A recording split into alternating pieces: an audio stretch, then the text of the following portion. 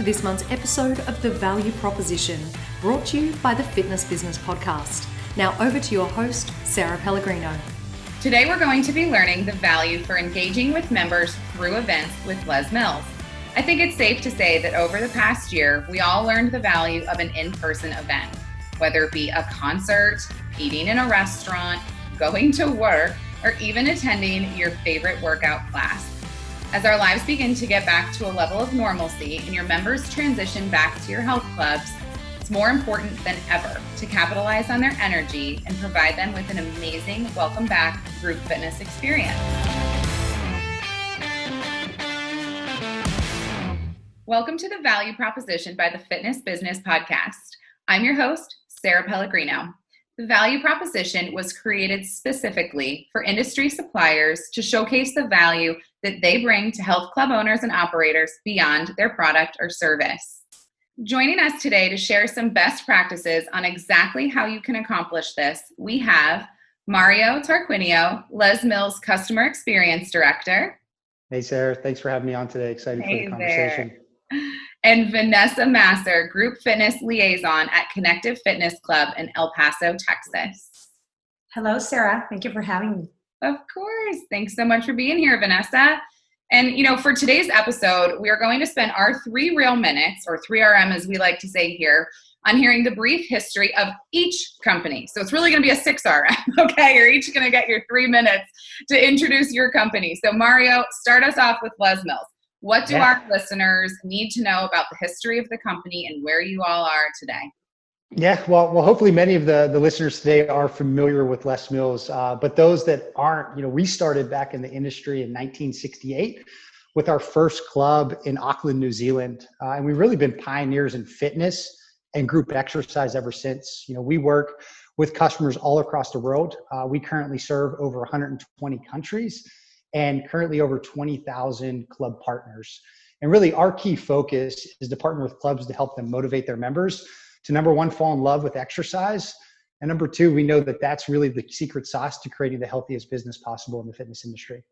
I love that so much. And that's so spot on, Mario. And, when we say the word launch, right, those that are familiar with Les Mills know that when you guys provide a new class to a health club or facility, there is a launch that goes with that, right? So no one knows how to do that better than Les Mills. So walk us through a new product launch and how that looked prior to the pandemic.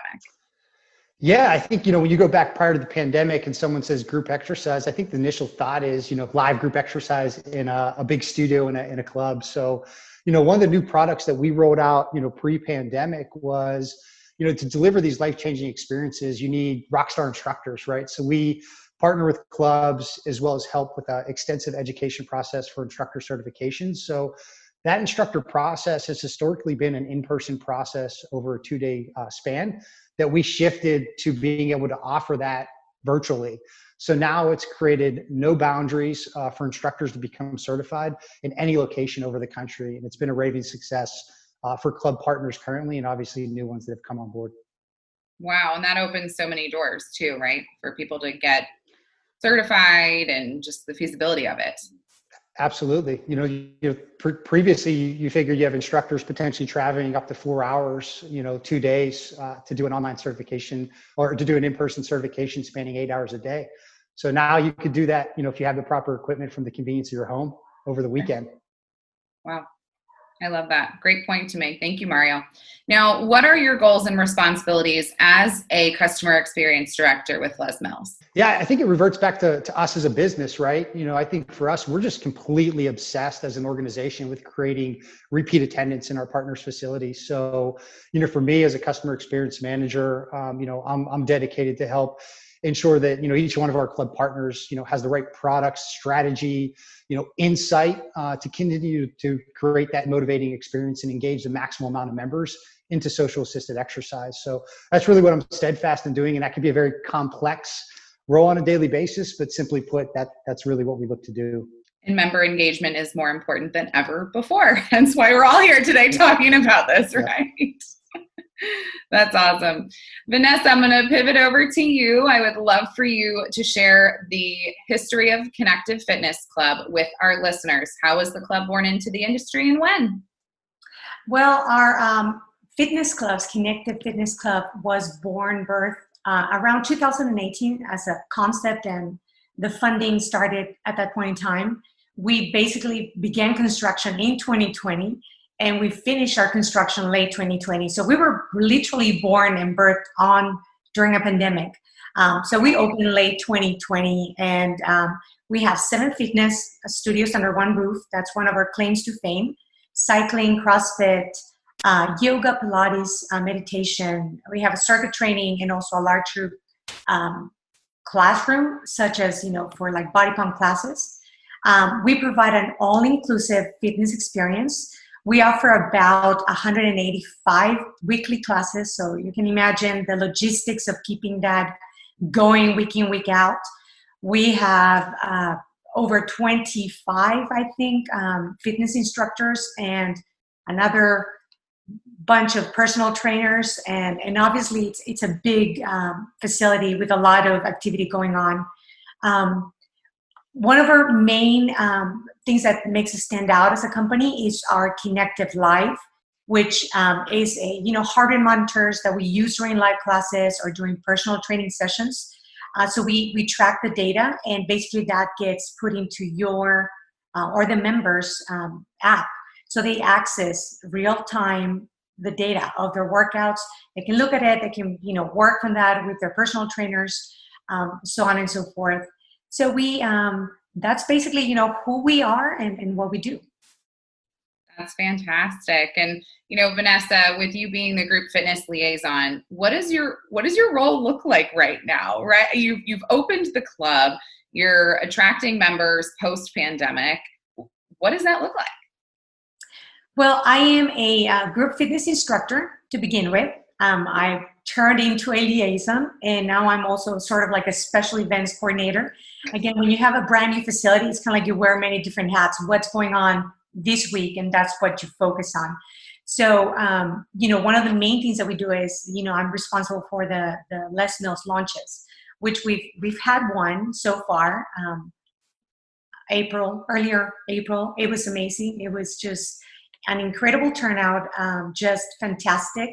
Part of what I did, half of our instructors that were part of that launch were new to Les Mills. So just going through the process of easing, nervousness and just saying, hey, we're just going to have fun. We're going to this should be fun. And it is fun. So that's part of like my responsibility, just working with a lot of the new instructors and kind of like getting them acclimated to what Les Mills is like and what the community feels like and what the process is like. We're also looking at our class schedules and programming and looking at, hey, you know what, this program is doing amazing. We need more certified instructors. So let's bring in a training.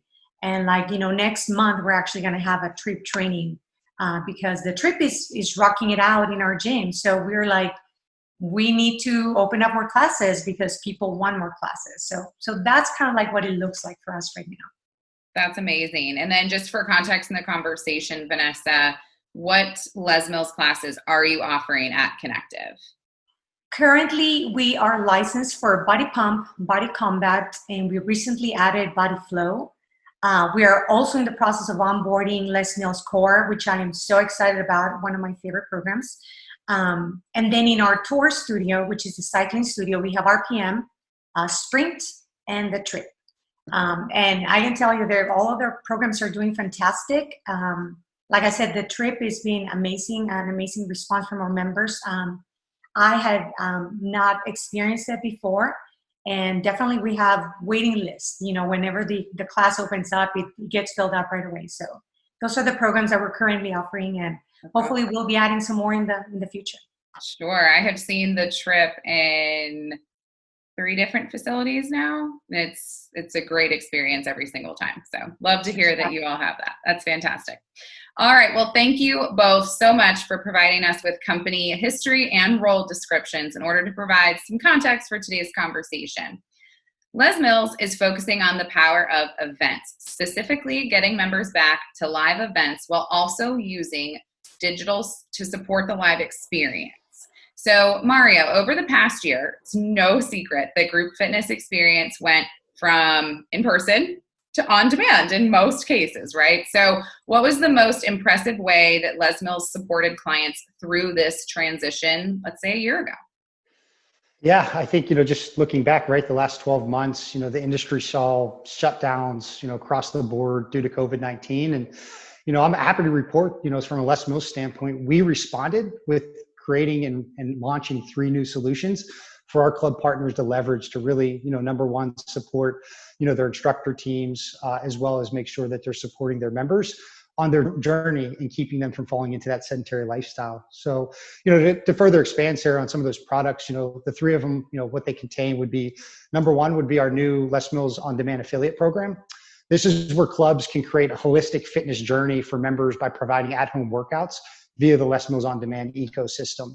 And on the back end, receiving a portion of revenue sharing for each sign up associated with that brand's ecosystem that we've created for them. So members have full access to our Les Mills On Demand ecosystem, including all of the Les Mills workouts. So 13 formats, over 1,000 different workouts that we consistently refresh and update on a monthly basis, including the training programs and, most importantly, the community support inside of that platform. We've also launched newly enhanced live stream workouts. So what that really means is our club partners that traditionally would deliver our programs in person in their facility, we went out there and purchased the cover music that allows them to deliver those workouts to their members at the convenience of their home, at the platform that they prefer. And we know there's a lot of options out there, right? So leveraging the social media platforms of Facebook and Instagram, and as we're doing today, Zoom, right? Which has been a popular platform for many to engage in a digital setting. And I think the last one, we've really been steadfast at creating conditional, high quality video on demand options. So we've recently launched our new app-based content called Les Mills Content. What this allows clubs to do is to bring the amazing Les Mills workouts into their own ecosystem. That becomes very valuable because now it's programming that comes directly from the brand. It also allows that club to set the price point for those members to adopt that new digital solution, and gives them full controls of an additional revenue stream that has been very valuable for a lot of club operators during their shutdown times to keep revenue coming to the business. And now, more importantly, as they reopen and members return, really complementing that flexible consumer journey that I think a lot of consumers are now more opt to stay on, or say they're going to continue on that journey. We're really proud, to report on the Les Mills On Demand aspect of that content, that we just reported that Club Intel reported that 31% of the clubs utilized that platform during shutdown in conjunction with our live streaming workouts. It was actually the number one most popular third-party option available in the marketplace over the last 12 months. Wow. And just some teaser, right? So I talk about these 3 solutions. We're continue working to increase our program offering and our portfolio offering. So we're currently working on a couple boutique offerings right now. So we have a functional training option. We have a box run space that currently lives in our Les Mills New Zealand locations. So we'll continue to explore how we can expand and maybe bring those here to the market in the coming months and years. And I think from there, it's listening to our partners and ensuring that we're delivering value where they need it most at this time.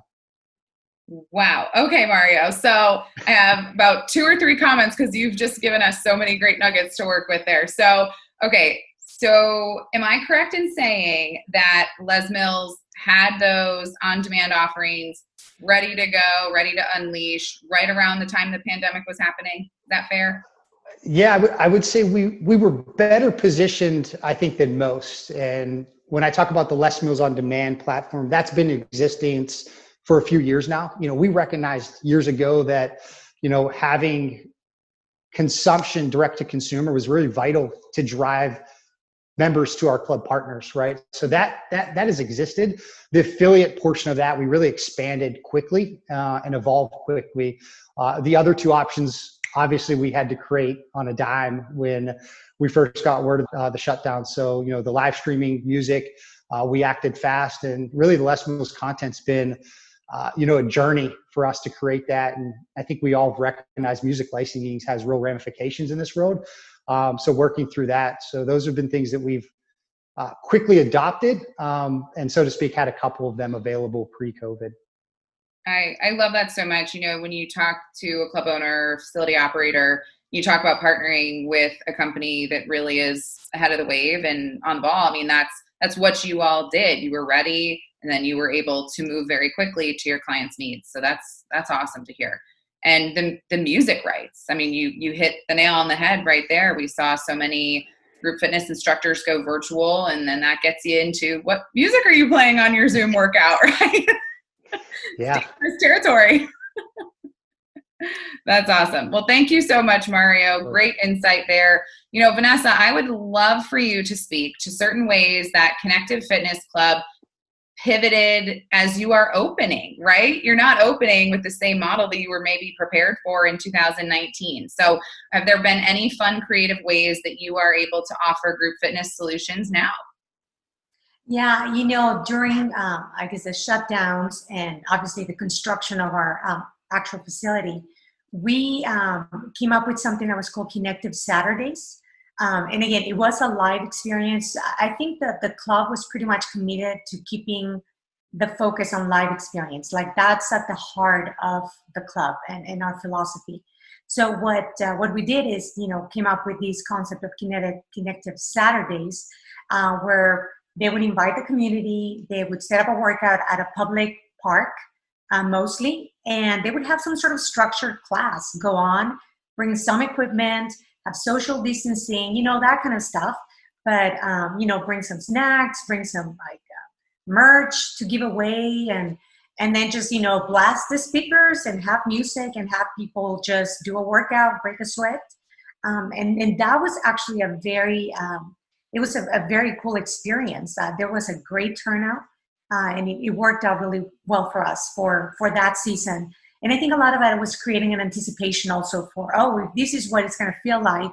Can you imagine when the club opens? What is it going to, look like and feel like when we are able to go and gather in there with a full facility, full equipment, and all of that. You imagine when we can go to 7 studios under one roof, right? That's awesome. Exactly. And I like the name. That is awesome. Well, thank you. And, Vanessa, as you are starting to transition back into the club, right, we're doing some classes inside now. What are you seeing with your members when it comes to their comfortability and desire to return to an in-person live experience? It has been our experience. I think we have been surprised. I'm going to say that's positively surprised by the turnout. We've had about a 300+% growth from the moment we opened to now. So we know that hosting live events has been a key to new acquisitions. We started very early on. We continued that tradition of a Saturday event. Like I said, our Les Mills launch was the biggest event because we had 8 classes, 12 instructors. It was a 4-hour event, where you have people come in and leave. So that was huge. But every Saturday we have a mini event where we focus on one class, one instructor, a smaller group, where members can bring a guest, and we've continued that tradition. So opening up the doors and basically just letting people know, hey, you can come check it out. You can come see our safety, procedures in place and just get the feel for what we're doing to keep everything sanitized and clean and safe and comfortable for everyone. I think people who were ready and are coming out, or were curious, or were getting ready, those are the people that we've acquired. And we know there's other people who are still not ready. So, we'll keep promoting, on our social media. We keep promoting not only the events, but our safety measures and what we're doing to keep people safe on a regular basis. We're reinforcing, hey, this is what we're doing. And then we live by it. We have a pretty big custodial staff, and we clean every classroom, sanitize it after every single class. So our team is amazing at keeping the facility not only beautiful and clean, but inviting, and so that people can feel comfortable coming back to the live gym experience. That's such an important point, Vanessa. For our April value proposition, I chatted with the CEO of MX Metrics, and it was so interesting because he was like, it's not just important to clean. It's important that your members see you clean and see other members clean, right? So that's very, very interesting point too. You have this big, beautiful facility, so it's new and shiny, but is it clean? Let's keep it, that's such a huge point when you're talking about attracting members, right? It's a great Absolutely. point. Great. Absolutely. And we've got to make it a point. You hit it, right in the head.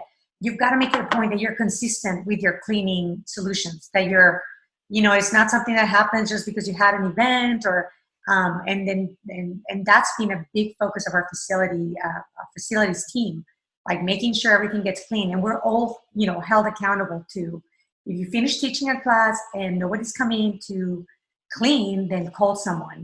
We've got like 3 different modes that we communicate. It's like, let somebody know they need to come in. So we do that on a regular basis. It's really become part of our culture. That's awesome. And it has to, honestly, to succeed today. It really does. Yeah. Mario, I would love to hear from you. I know that you are helping manage, clubs and facilities all over the U.S., right? So I'm sure you're seeing a little bit of everything based on state restrictions. We're not just talking about Texas now, right? We're not just talking about Florida. We're talking about the Californias, the New Yorks, and everything in between. So, what are you seeing overall, like as a member comfortability average going back into the club?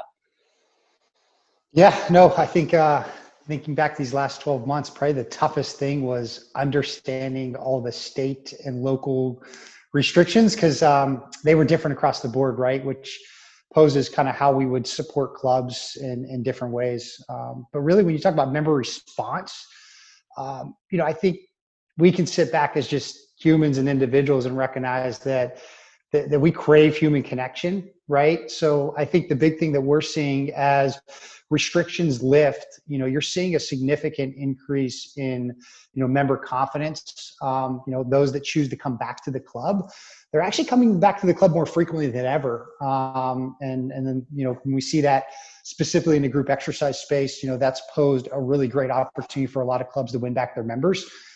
Seeing that they're coming back at a higher rate than most. There's still challenges, right, with capacity, things like that. So I think we'll be really excited as restrictions completely move away, as the country's confidence comes back. We anticipate, fitness live experience to be bigger than ever. And hopefully what this pandemic has really done for us as a country is exposed more people who weren't previously exercising to the power of exercise and how that actually can create the greatest defense, against, viruses and, illnesses. So we're excited to really, bring on more fitness seekers inside of our partners clubs here post-pandemic.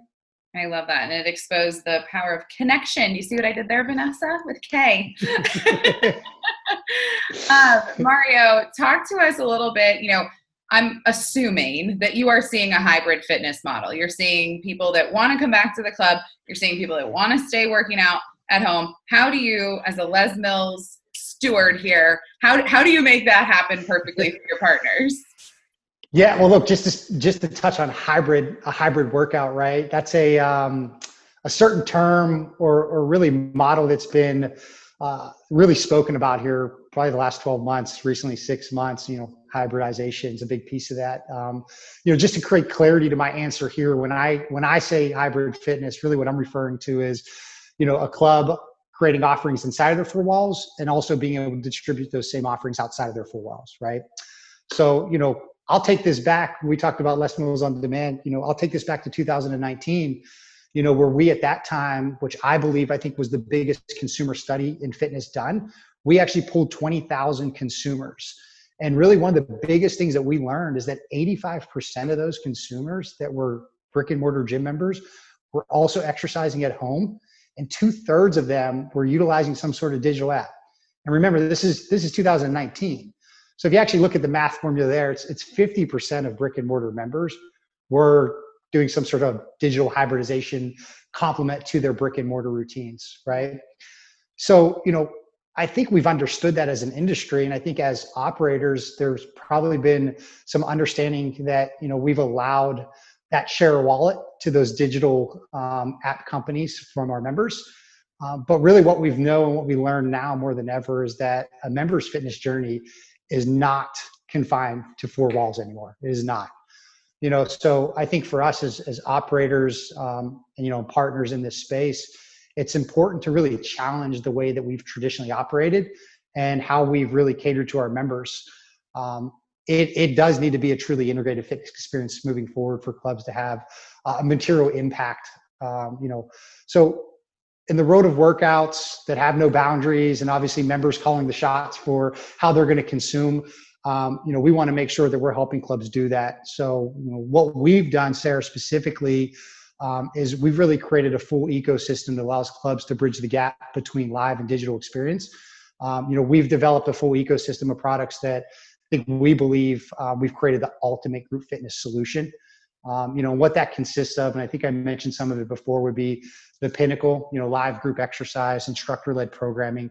We're bullish that is going to be the desired way of, moving forward. But we've also recognized that there's technology that allows you to attract more fitness seekers and engage them more frequently. And one of the other ways is utilizing virtual classes inside of your studios, which, Vanessa and the Connective team do a phenomenal job in their tour studio. That allows you to leverage, your group exercise studio that's typically dark 60 to 80% of the week. Now you can create amazing cinematic workouts in there for consumers that are coming in those time slots to be able to attend. So you're attracting new consumers, you're creating a path of scalability along their fitness journey, leveraging virtual and obviously scaling up to the live experience.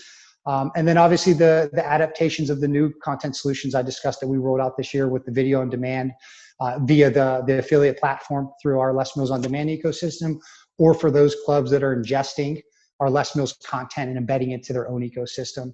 And then lastly, which I think is extremely powerful, is live streaming. Creating that royalty-free music option for, those rock star instructors to be able to create that experience inside of, those attendees' homes.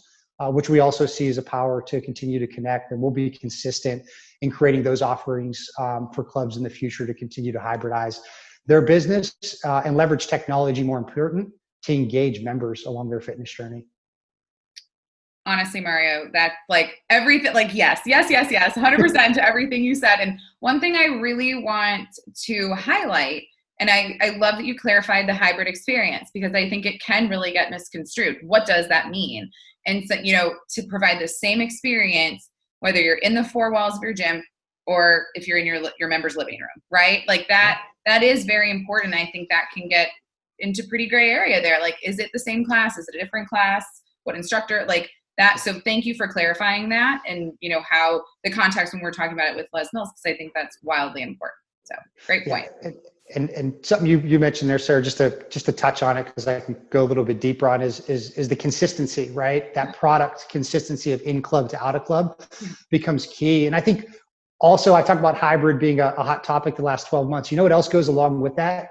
Differentiation, right? You hear a lot about how to differentiate yourself in that space. And I think the last time I checked, there's currently 350,000 fitness apps available for a consumer. Right. So really what we know and really what we've determined through many, many years is that the quality of content is going to be the biggest determining factor of the club's successful digital solution. Right. We've been in the business of creating content for a long time. I actually think we've gotten quite good at that.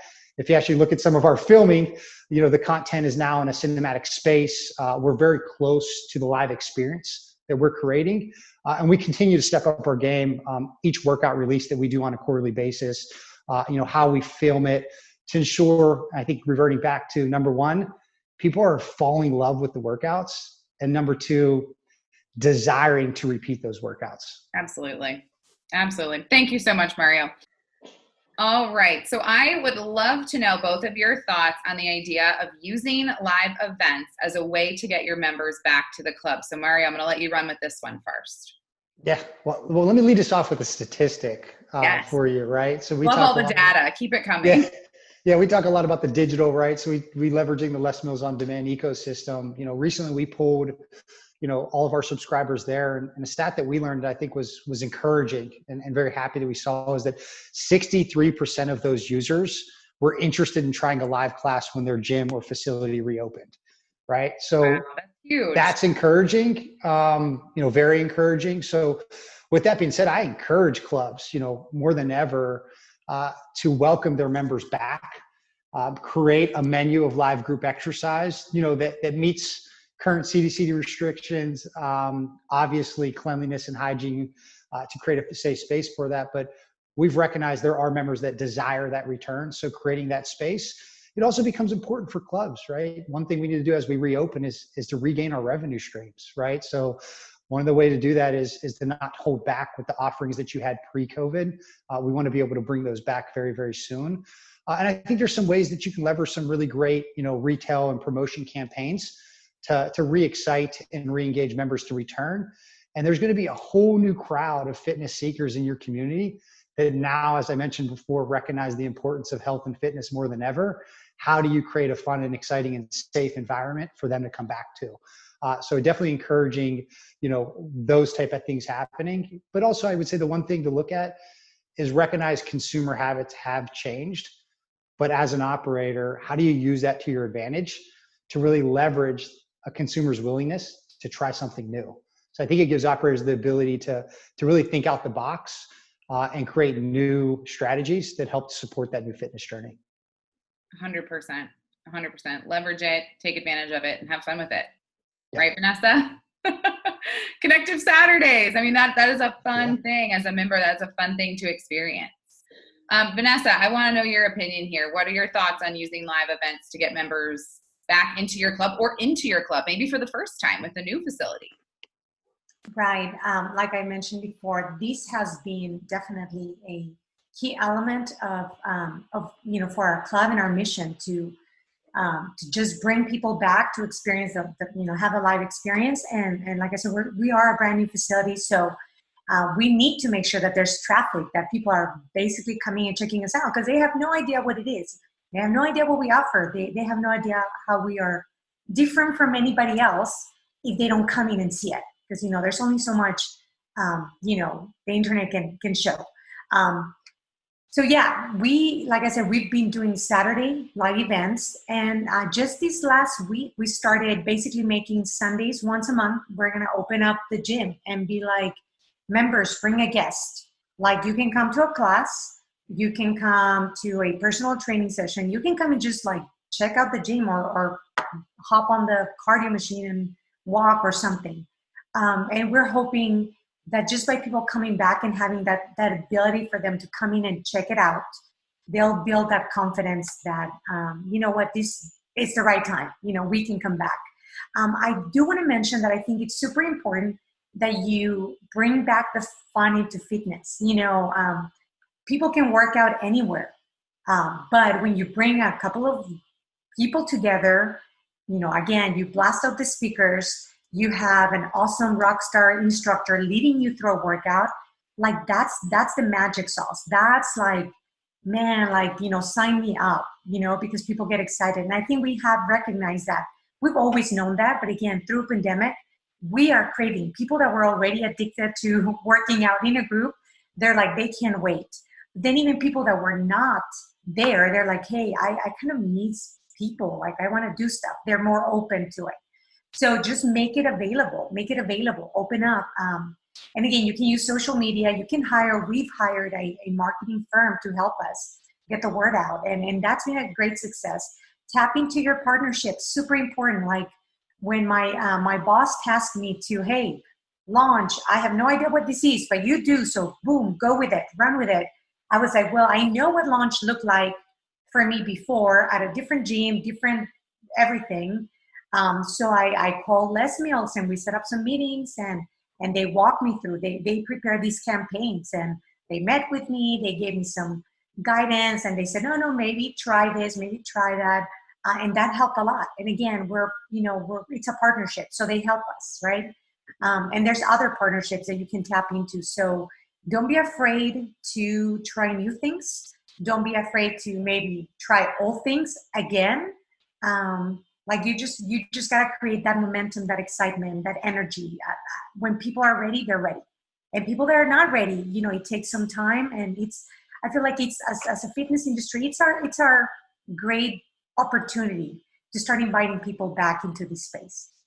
I love that so much, Vanessa. And you set me up perfectly because I wanted Mario to dive into supporting marketing material and just campaign ideas that Les Mills will help their partners with. So Mario, can you expand on that one for us? Yeah, well, I think I'll take the old adage that you can't sell a secret, right? So marketing becomes a big piece of it, right? Yeah, as far as Les Mills' standpoint, that's a big piece that we provide to our club partners, right? We have a full marketing suite that I'm sure Vanessa and the marketing team are very familiar with and leverage very well. But it's really to support campaigns, as Vanessa said.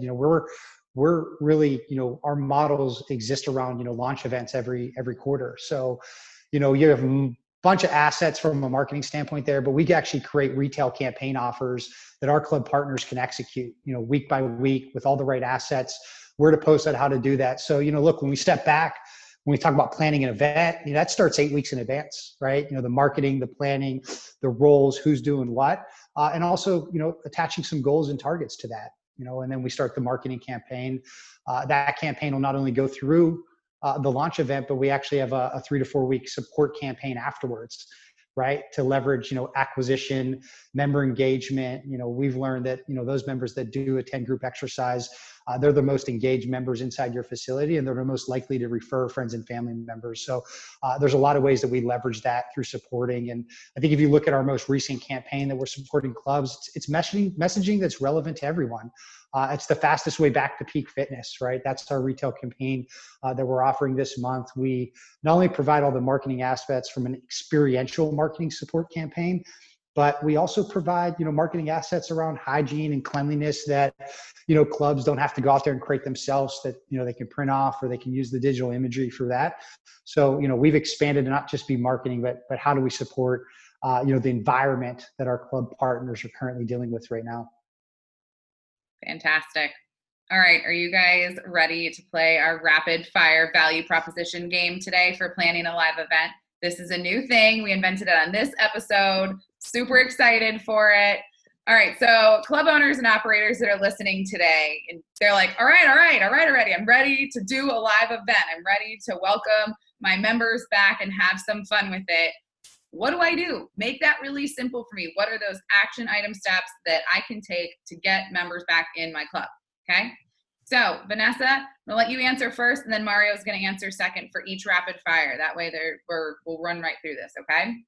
So how much time should be put into planning a live fitness event? Okay. How much time? Yep. I'm going to say, Mario's going to disagree with me, but I'm going to say 4 weeks if it's a big event. Honestly, I live in the reality of the gym life, which is crazy. So sometimes you got to pull it off in a week, like if it's a smaller kind of event. Sure. Especially if you develop that sense of expertise, like you can do it. A Les Mills type of event that is bigger, more programs, more instructors, then you definitely need around 4 to 5 weeks, somewhere in there. Awesome. Fair answer. Mario. Yeah, I don't disagree. I'll answer it slightly differently. I would look at your organization and your brand and think about what's the annual launch calendar look like, and pick those dates there. To Vanessa's point, yeah, pre-event, once you figure that out, the theme, the cause that maybe you're supporting as well. Yeah, I think, 4 to 6 weeks before is plenty of time. I think when I say 8 weeks, it's preparing the marketing, right? How do you create excitement, engagement, and leading up to that? So, but the actual event itself, I think, look at it holistically as a year, break it down by quarter. And I think that allows you to be able to move more consistently. And then obviously each event, there's going to be things that you check the outcomes, right? And they're going to check the box. They're going to overachieve.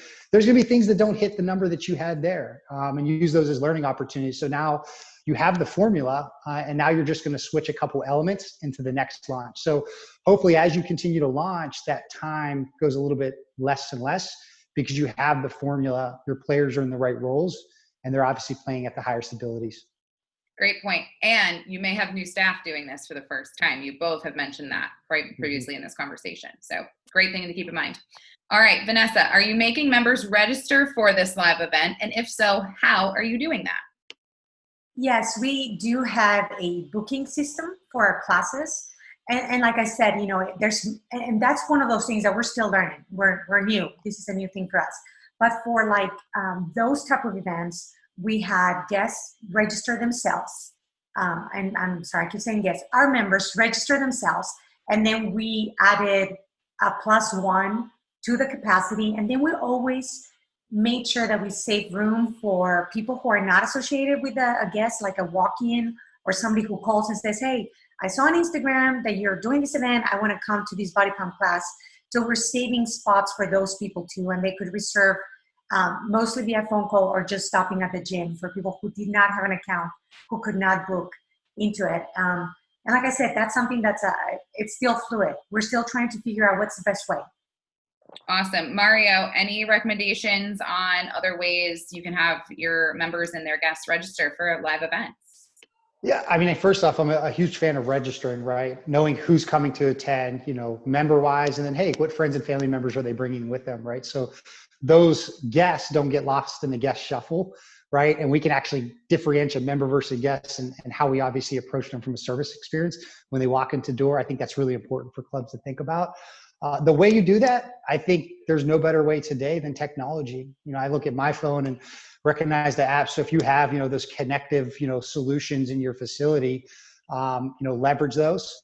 If you're doing it, via phone calls and you're putting it on some sort of accounting system in your CRM, great. There's too many digital ways to do that to keep track of it and obviously track follow-ups.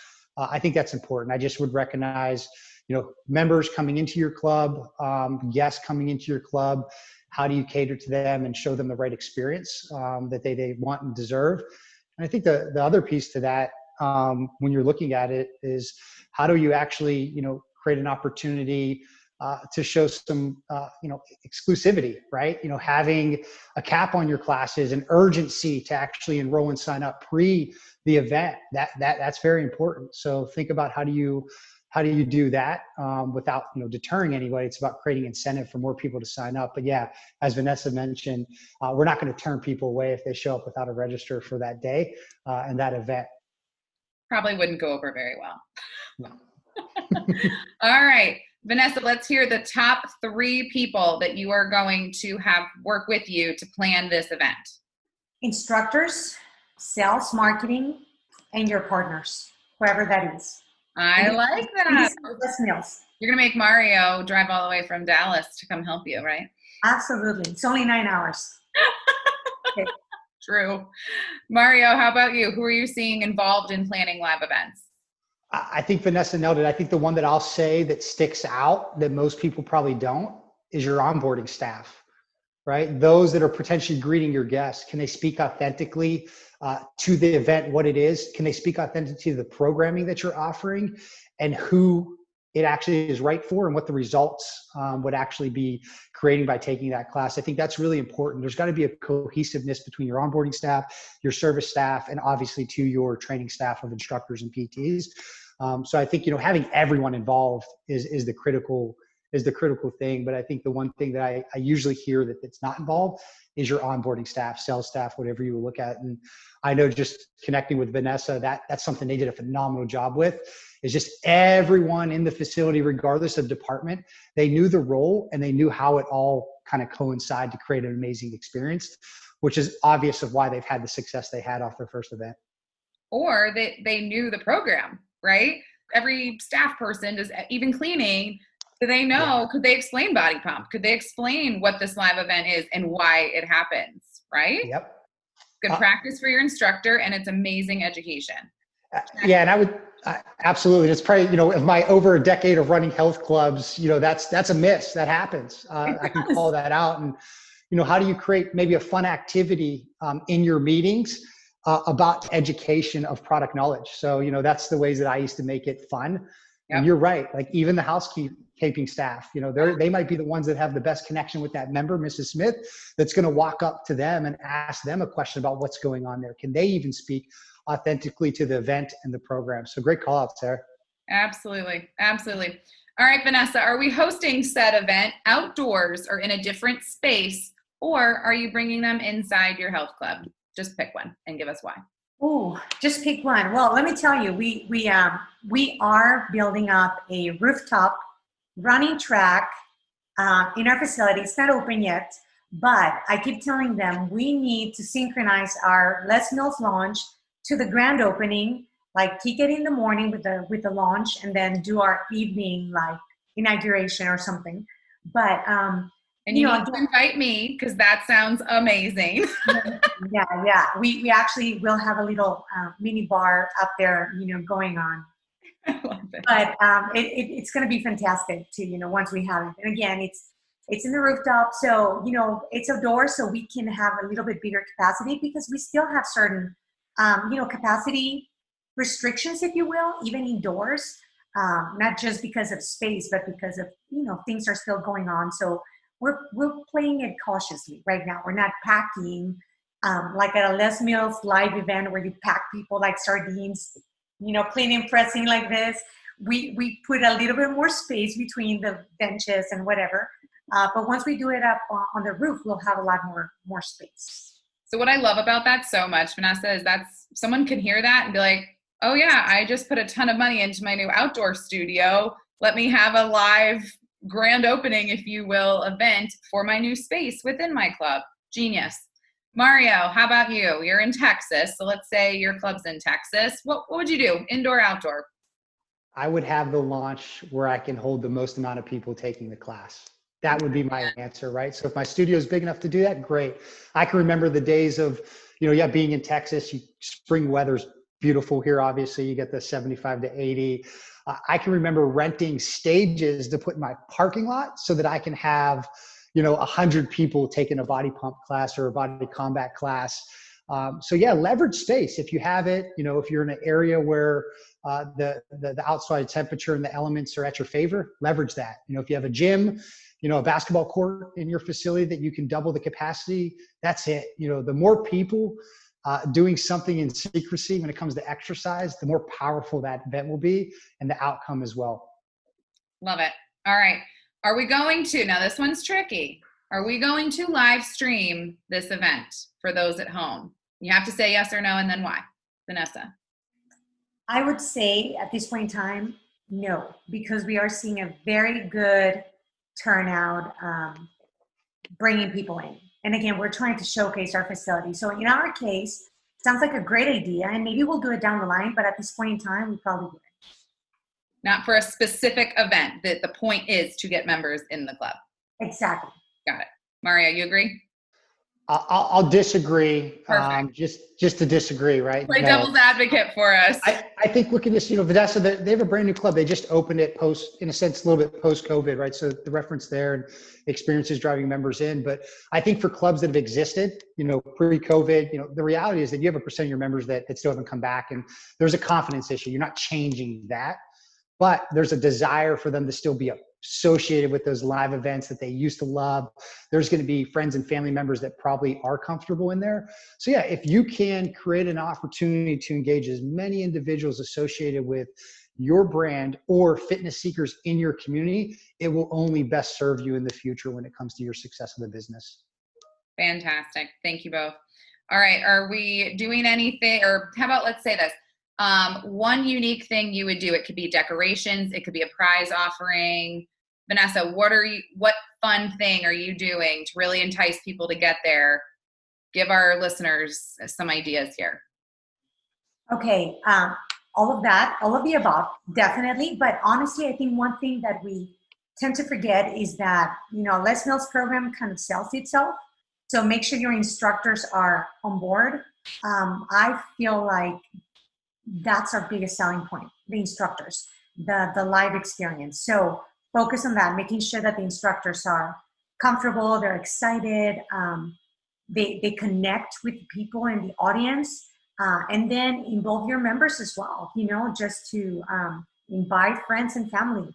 Like personally, in our, first launch experience, we did, do the balloons, we brought some snacks, but it was kind of a priority for me personally, since I kind of ran the event, to keep the budget low, because it was the first one, and I wanted to show our management, our owners, that even without the bells and whistles, if you have good instructors and great programs and it's organized, like we can still make it successful. And I feel like now when I go back, I can justify a bigger budget based on the fact that, and we can add more stuff, but I didn't want to add distractions and bring the palm trees and all this other stuff that can I mean, it would be beautiful, but let's focus on the basics, make it fun, make sure your instructors are all in, and they're feeling confident, and just go with that, go with what you have, roll with it. I love it. And use that as a baseline. Look what I did with a very small budget. Right? All right, Mario, how about you? Anything to add there? Yeah, I think Vanessa nailed it. I think start with nailing the basics, right? You gotta nail the basics, themes. Absolutely. I think if you can differentiate the day, right, a little bit from an average day for the member, that's important. But yeah, it doesn't need to be this grandioso budget. You could do things very, very easily. And I think one of the things we pride ourselves as an organization is that's part of that branding aspect that we provide our partners, right? And just creating experiential. I think the big thing, like, how do you leverage social media? How do you leverage your ambassadors, your instructors, your PTs, every team member, and then your amazing members?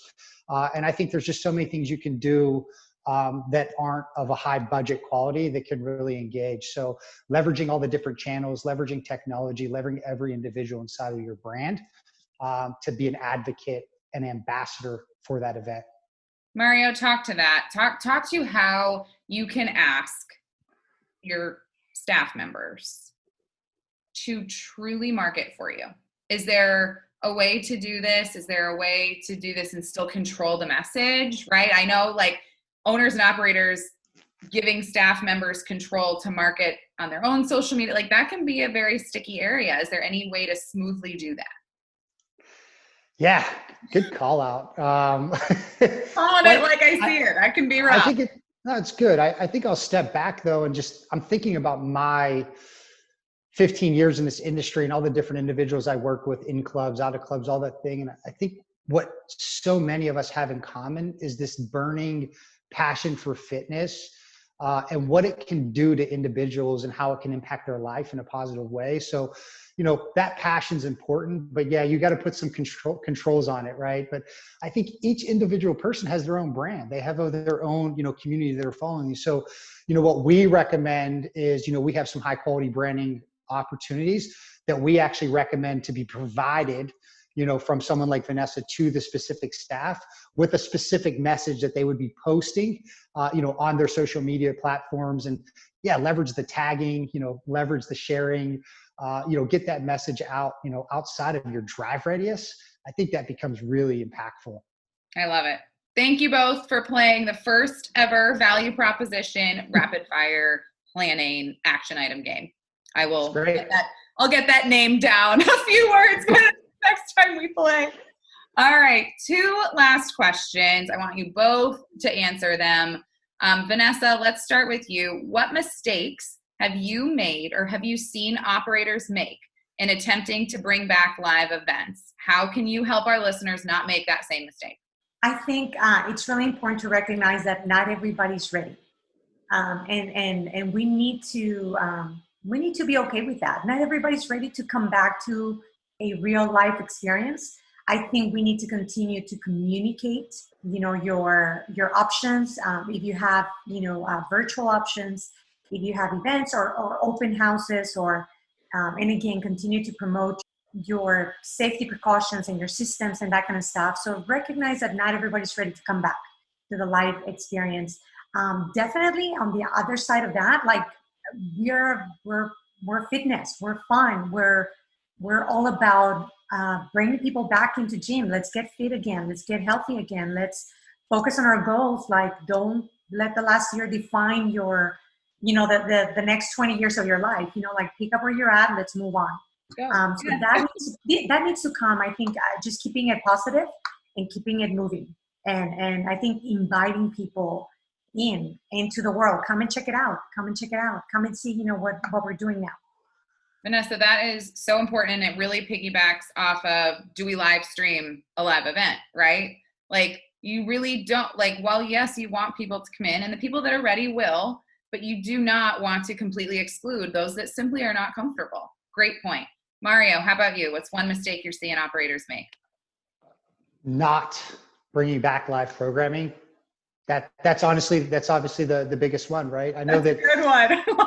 Look, I'll call it out. There's restrictions that do create some really challenges from a cost to serve standpoint. I'll recognize that, but to disregard bringing back, some of the live experience in the club, that's probably the biggest mistake. Because I mentioned there is a group of individuals that desire that want that.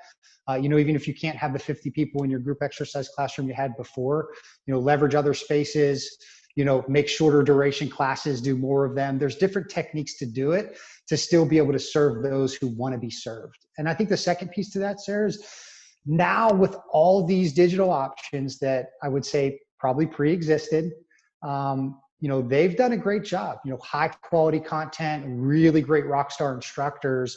What are you doing as an operator to make sure that the experience that your members are having when they come into your four walls is by far better than anything they can do at home? So how do you level up that experience through studio design, through equipment? There's a bunch of different ways to do it, but give them experience that they desire coming back to your four walls for. Beautiful. That was awesome. I love it. And that's the secret sauce, right? It really is.